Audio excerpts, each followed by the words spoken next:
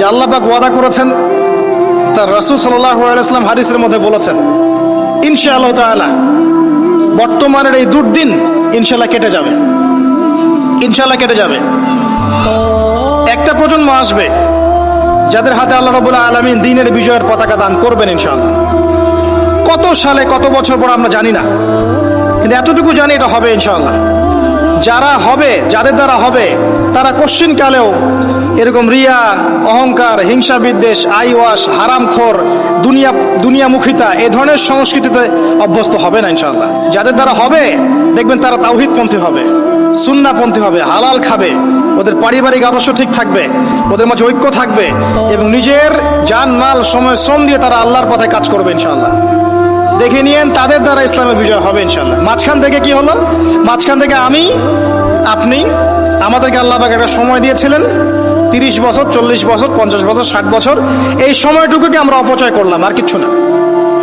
আর এই সময়ে একটা চান্স একবার চলে গেলে আর কখনো আসবে না। ইমাজিন, আপনি মনে করেন ইউ আর ডেড, আপনি মারা গেছেন, তারপর বুঝবেন যে আপনি মারা যাওয়ার পরেও উম্মার কিছুই যায় আসে নাই, এই মহাবিশ্বের কিচ্ছু যায় আসেনি, আপনি এসেছেন চলে গেছেন। যখন ছিলাম পৃথিবীতে তখন আমি আমার উপর অর্পিত দায়িত্ব কতটুকু পালন করেছি এর হিসাব আমাকে দিতে হবে পরকালে কিয়ামতের মাঠে। আল্লাহ পাক আমাদের কথাগুলোর গভীরতা বোঝার তৌফিক দান করুন। আমরা সবাই চাই উম্মার উন্নতি, অগ্রগতি, প্রগতি এবং বিজয়, কিন্তু আমরা এখন যা যা কাজ নিয়ে ব্যস্ত আছি এগুলোতে ব্যস্ত থাকলে এই বিজয় অর্জিত হবে না। আমাদেরকে রাসূলুল্লাহ সাল্লাল্লাহু আলাইহি ওয়াসাল্লাম এবং সাহাবায়ে কেরাম রাদিয়াল্লাহু আনহুর মতো করে দ্বীনের পথে কাজ করতে হবে। সর্বপ্রথম দরকার ইলম, উলামায়ে কেরামের সোহবত, তাসকিয়া, আত্মশুদ্ধি। আপনার দরকার উলামায়ে কেরামের মধ্যে ইউনাইটেড একটা প্ল্যাটফর্ম, একটা যোগ্য নেতৃত্ব, সবাইকে নিজের ভাই মনে করার মানসিকতা, নিজের দেশ, জাতি, উম্মাকে একসাথে নিয়ে এগিয়ে যাওয়া, সবার কল্যাণকামী হওয়া। দরকার যুব সমাজের রেভলিউশন, যুব সমাজের আল্লাহর পথে প্রত্যাবর্তনের রেভলিউশন দরকার। আমাদের মেয়েদের যে অশ্লীলতার পথে নিয়ে যাওয়া হয়েছে এখান থেকে ওদের প্রত্যাবর্তন দরকার আল্লাহর পথে। আমাদের পরবর্তী জেনারেশনকে আবু বকর, ওমর, ওসমান, আলী রাদিয়াল্লাহু আনহুর মতো আদর্শে গড়ে তোলা দরকার। অনেক কাজ বাকি আছে, অনেক কাজ বাকি আছে, কাজের বহু বাকি আছে, পথ এখনো যোজন যোজন দূর। আমরা এমন কিছু করে ফেলিনি এখনো যে বাংলার মাটিতে দিন কায়েম হয়ে গেছে, এমন কিছু করিনি আমরা এখনো। আর আমরা এভাবে হেলায় খেলায় যদি সবকিছু পার করতে থাকি, এখন যা আছে 10 বছর পর সেটাও থাকবে না। দেখে নিয়েন, দেখে নিয়েন, এখন যা আছে এভাবে যদি চলতে থাকি আমরা, আগামী 10 বছর এটাও থাকবে না। তখন আফসোস করতে হবে আগের 10 বছরই মনে হয় ভালো ছিল। হ্যাঁ, বিগত 10, 20, 30, 40, 50 থেকে যদি এভাবে কাজ করতে পারতাম হয়তো আজকে আমাকে অবস্থা দেখতে হতো না। কথাগুলো অনেকের মনোপুত হবে না আমি জানি, কিন্তু যাদের মনোপুত হবে না তাদের নিয়ে আমার মোটেও মাথা ব্যথা নাই। যেটা আপনাকে সত্য বলে মনে হচ্ছে এবং আল্লাহ আপনার কলবের মধ্যে ইনস্টল করেছেন, কোরআন সুন্নাহর মানদণ্ডে এটা সত্য, এই সত্য বলার সৎ সাহস আপনার থাকা উচিত। তার পক্ষে একজন মানুষ থাক আর 1 লাখ মানুষই থাক, যদি এমন কোনো কথা সত্য হয় যেটা কেউ বলেনি আগে, আপনার সাহস করা উচিত সেটা বলার জন্য। আজকে থেকে 6 বছর আগে বলেছিলাম যে পেপার মানি থাকবে না, বলেছিলাম। আগামী 10 বছরের মধ্যে দেখবেন ইনশাআল্লাহ তাআলা, ওয়াল্লাহু আ'লাম বছর কত, আগামী সময়গুলোতে দেখবেন পেপার মানি বলে কিচ্ছু থাকবে না, ডিজিট দিবেন, খালি ডিজিট। তার চেয়ে ডেঞ্জারাস বিষয় হচ্ছে এই ক্রিপ্টোকারেন্সির উপরে গভর্নমেন্টের কোনো নিয়ন্ত্রণ থাকবে না। ক্রিপ্টোকারেন্সির উপরে গভর্নমেন্টের কোনো নিয়ন্ত্রণ থাকে না, এটা আরো ডেঞ্জারাস। এতে করে একটা জাতির সম্পদ লুটে নেওয়া সহজ হয়। যারা এই কাজগুলো করছে পরিকল্পিতভাবে করছে, এমনি এমনি করছে না, সুপরিকল্পিত ভাবেই করছে এগুলো। অতএব যেটা বর্তমান, সেই বর্তমান সম্পর্কে যদি আপনি সচেতন না হন, আপনার কাছে মনে হবে যেটা ভবিষ্যৎ বক্তা মনে হয়, অথচ এটা ভবিষ্যৎ ছিল না, এটা বর্তমানই ছিল। আপনি বর্তমান সম্পর্কে গাফেল ছিলেন বলেই বুঝতে পারেন নাই। আর এখনো যেটা বললাম এটা বর্তমান, এটা ভবিষ্যৎ নয়। বর্তমান সম্পর্কে গাফেল থাকলে আপনি বুঝতে পারবেন না। লাহুম কুলুবুন লা ইয়াফকাহুনা বিহা ওয়া লাহুম আযানুন লা ইয়াসমাউনা বিহা ওয়া লাহুম আ'য়ুনুন লা ইউবসিরুনা বিহা উলাইকা কাল আনআম বাল হুম আদাল ওয়া উলাইকা হুমুল গাফিলুন। আজকের বক্তব্যের টপিক এটা ছিল না যে আমি আলোচনা করলাম, আমি অন্য কিছু চিন্তা করেছিলাম, কিন্তু আমি আশা করি এই কথাগুলো আপনাদের কাজে দিবে, এই কথাগুলো মানুষের কাছে ছড়িয়ে যাবে ইনশাআল্লাহ। প্রথম কথা হচ্ছে উম্মার অবস্থা ভালো না। মুসলিম উম্মার অবস্থা এখন ভালো না। এখন সেই সোনালী যুগ চলছে না। এটা আবু বকর, ওমর, ওসমান, আলীর যুগ নয় রাদিয়াল্লাহু আনহুম। এটা উসমানীয় খেলাফত নয়, উমাইয়া, আব্বাসীয়, ফাতেমি খেলাফত নয়। এটা মিশরের মামলুক শাসন নয়, কর্ডোবার ইসলামী খেলাফত নয়। এটা তো অটোমান এম্পায়ারদের মতো সময়ও নয়, যখন অ্যাটলিস্ট একটা শেল ছিল। এতিম অবস্থায় আছি আমরা। সারা ওয়ার্ল্ড ওয়াইড তাকান, দেখবেন মুসলিমদের স্বতন্ত্র কোনো খেলাফা স্টেট নাই, আছে? পুরো মুসলিম উম্মার দিকে তাকান, যেদিকে তাকাবেন সেদিকে মুসলিমরা মার খাচ্ছে দেখবেন। যে কোনো কান্ট্রি বেছে নেন, দেখবেন মার খাচ্ছে।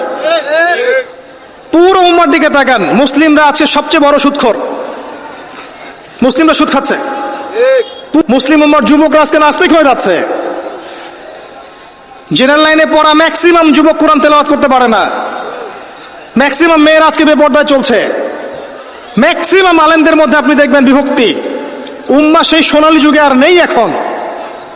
পলিটিক্যালি আপনার কাছে কোনো পাওয়ার নাই, ইকোনমিক কোনো সেকশন নাই, স্বতন্ত্র কোনো ইকোনমিক সিস্টেম নাই, কোনো মিডিয়া নাই আপনার স্বতন্ত্র, স্বতন্ত্র প্রযুক্তিও নাই, স্বতন্ত্র সামরিক বাহিনী নাই।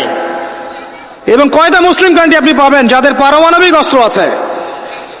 ওভারঅল সারা বিশ্ব জুড়ে আমাদের অবস্থা ভালো না, এটাকে বুঝতে হবে আপনাকে। এরপরে আপনাকে চিন্তা করতে হবে কিভাবে কাজ করা যায় ব্যক্তিগত পর্যায়ে, as a nation, as a উম্মা, as a family, as a organisation, কিভাবে আগানো যায়। কোনো ফিকির দেখি না আমি যুবকদের মধ্যে এখন। কয়টা যুবককে আপনি দেখবেন যারা ফিকির করছে? জেনারেল লাইনে পড়া। কাদের মধ্যে ফিকির আছে? যখন আল্লাহ যাদেরকে দায়িত্ব দিয়েছেন তারা ফিকির করে না, আল্লাহ পাক অন্য কওমকে নিয়ে এসে ওদের জায়গায় বসায় দেন।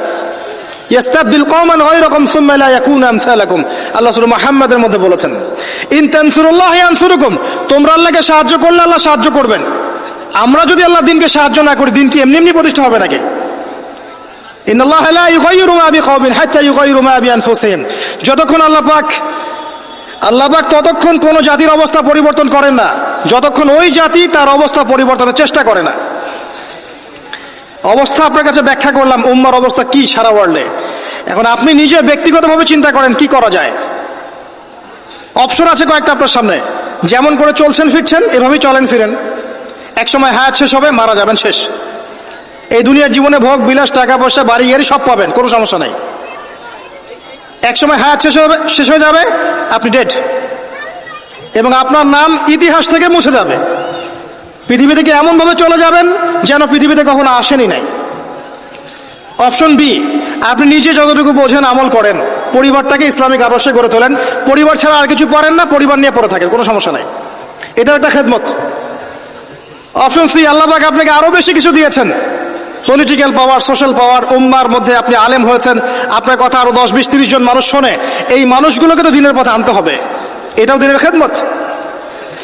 সবচেয়ে সেরা অপশন হচ্ছে এটাই, নিজে আমল করা, পরিবারকে বাঁচানো, সমাজের মানুষকে সচেতন করা। আল্লাহ পাক যতটুকু সামর্থ্য দিয়েছেন এই সামর্থ্য দিয়ে দিনের খেদমত করতে চেষ্টা কর। ছোট ছোট খেদমত ইনশাআল্লাহ পরবর্তীতে বড় উপকার নিয়ে আসবে ইনশাআল্লাহ। আল্লাহ পাক আমাদেরকে দিনের জন্য কবুল করুন, আমিন। যাবতীয় লৌকিকতা ত্যাগ করার তৌফিক দান করুন। যাবতীয় রিয়া, অহংকার, হিংসা, বিদ্বেষ, গীবত, তহমত, সমালোচনার সংস্কৃতি বর্জন করার তৌফিক দান করুন। আল্লাহ পাক আমাদের মধ্যে বিভক্তিগুলোকে দূর করে দিন। আল্লাহ পাক আমাদেরকে স্মার্ট মুসলিম হওয়ার তৌফিক দান করুন। আল্লাহ পাক আমাদেরকে বিশ্বের অবস্থা বোঝার তৌফিক দান করুন, উম্মার অবস্থা বোঝার তৌফিক দান করুন, যুগোপযোগী করণীয় ফিক্স করার তৌফিক দান করুন। আল্লাহ পাক আমাদের যুবক ভাইদেরকে হেদায়েত দান করুন, আমাদের যুবতীদেরকে আল্লাহ পাক দ্বীনের পথে ফিরিয়ে নিয়ে আসুন। প্রত্যেক ঘরে ঘরে আল্লাহ পাক ইব্রাহিম তৈরি করে দিন, প্রত্যেক ঘরে ঘরে আল্লাহ পাক ইসমাইলের মতো সন্তান তৈরি করে দিন, প্রত্যেক ঘরে ঘরে আল্লাহ পাক হাজরা, সারার মতো স্ত্রী তৈরি করে দিন, প্রত্যেক ঘরে ঘরে খাদিজা রাদিয়াল্লাহু আনহা তৈরি করে দিন, আয়েশা রাদিয়াল্লাহু আনহা তৈরি করে দিন। আল্লাহ পাক যুব সমাজকে রাসূলুল্লাহ সাল্লাল্লাহু আলাইহি ওয়াসাল্লামের সাহাবীদের মতো কবুল করুন। এবং আগামী এই 50 বছরে যে লড়াই সামনে আসতে যাচ্ছে, আল্লাহ পাক এই লড়াই উম্মাকে যেন বিজয়ী করেন, আল্লাহুম্মা আমিন। উম্মার বিজয় সংগঠিত করানোর জন্য যেরকম ঈমান, আমল, ত্যাগ, মুজাহাদা, দাওয়াত, মেহনতের দরকার, আল্লাহ পাক আমাদের প্রত্যেকের কলবের মধ্যে এই চেতনা নাজিল করে দিন, আল্লাহুম্মা আমিন। মনে হয় একটা দেহ, একটা বডি চোরাবালিতে ঢুকে গেছে। চোরাবালি বোঝেন? একটা বডি চোরাবালিতে ঢুকে গেছে। প্রথমে ছিল টাকনু পর্যন্ত, যখন টাকনু পর্যন্ত ছিল তখন সে নড়াচড়া করার চেষ্টা করেছে। আশপাশের মানুষরা ওকে বুঝিয়েছে নড়াচড়া করো না, টাকনু পর্যন্ত আছো, হাঁটু পর্যন্ত চলে যাবে। সে নড়াচড়া করা থামিয়ে দিয়েছে। নড়াচড়া না করা সত্ত্বেও একদিন তার হাঁটু ডুবে গেছে। হাঁটু ডুবে যাওয়ার পর আশপাশের মানুষ আবার বুঝিয়েছে খবরদার নড়াচড়া করো না, যদি আর নড়াচড়া করো তোমার উরু পর্যন্ত ডুবে যাবে। সে বেচারা নড়াচড়া করে নাই, দাঁড়িয়ে আছে। নড়াচড়া না করা সত্ত্বেও একদিন তার থাই পর্যন্ত ডুবে গেছে। এভাবে আস্তে আস্তে কোমর, তারপর আস্তে আস্তে বুক, আস্তে আস্তে গলা। আমার কাছে এখন মনে হয় যে গলাটুকু যে বাকি আছে এইটুকু খুব কষ্ট করে উঠতে চেষ্টা করছে। কিছু মানুষ এই গলা সহ বডিটাকে বের করার চেষ্টা করছে, আর আশপাশের ওই মানুষগুলো এখনো বলে যাচ্ছে নড়াচড়া করো না, নড়াচড়া করো না, নড়াচড়া করলে তোমার এই গলাটুকু ডুবে যাবে। এই গলাটুকু একদিন ডুবে যাবে, এমনিতেই ডুবে যাবে। যদি সে প্রথম অবস্থায় নড়াচড়া করত আর আশপাশের মানুষগুলো সবাই মিলে তাকে হেল্প করত, আজকে এই বডিটা স্বাধীনভাবে ঘুরতে পারতো ইনশাআল্লাহ তাআলা। আর এই বডিটা হচ্ছে সারা বিশ্বে মুসলিম উম্মাহ। এই বডিটা হচ্ছে সারা বিশ্বে মুসলিম উম্মাহ। জানি না আমার কথা আপনি বুঝতে পারলেন কিনা। বাস্তবতা এমনই, বাস্তবতা এমনই। এখন আপনি চেষ্টা করছেন বের করার নিজেকে, আবারও পুরো দেহটাকে বের করব, পুরো দেহটা আবার স্বাধীনভাবে হাঁটবে ইনশাআল্লাহ। কিন্তু আশপাশের মানুষ বলবে নড়াচড়া করো না, নড়াচড়া করো না, যতটুকু আছে এতটুকু ডুবে যাও।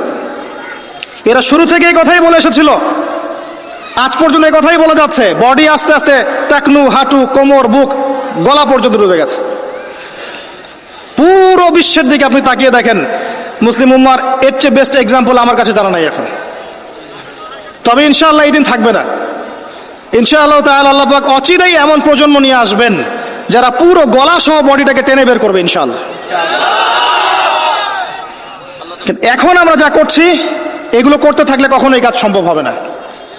প্রথম যে কাজটা দরকার, প্রিয় ভাইরা, আমার কথায় মন খারাপ করবেন না, প্রথম যে কাজটা দরকার সেটা হচ্ছে তাওহীদ, আল্লাহ পাকের একত্ববাদ। এই তাওহীদের সাথে কোনো কিছুর শরীক করা যাবে না, টোটালি খালেস তাওহীদ লাগবে। এবং নবীর সুন্নাহ সাল্লাল্লাহু